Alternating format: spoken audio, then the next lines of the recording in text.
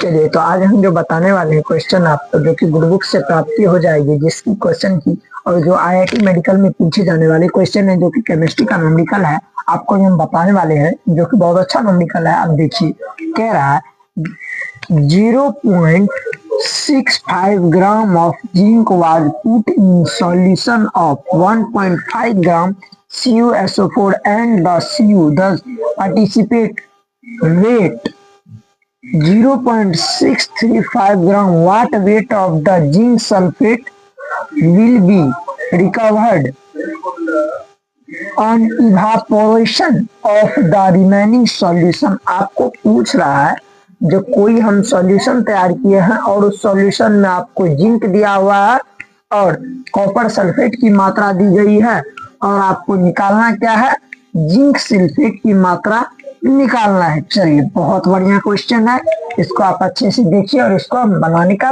प्रयास करने वाले हैं। चलिए, तो आपको पूछ रहा है कि बताइए जिंक कितना होगा। चलिए, सबसे पहले तो हम जानते हैं, आप लोग को पता होगा 10th में पढ़े हुए विस्थापन विधि, जिसमें किसी तत्व को विस्थापित कर देता है अपने केमिकल रिएक्शन में, तो उसको विस्थापन विधि कहा जाता है। चलिए, हम उसी विस्थापन विधि के अनुसार आपको हम बताने वाले हैं। चलिए सॉल्यूशन के तौर पे हम लिख लेंगे। चलिए, सबसे पहला कह रहा है आपका, देखिए, zinc was put in solution. एक सॉल्यूशन है जिसमें जिंक है और कॉपर दस पार्टिसिपेट, यानी कि कॉपर सल्फेट के साथ पार्टिसिपेट कर रहा है।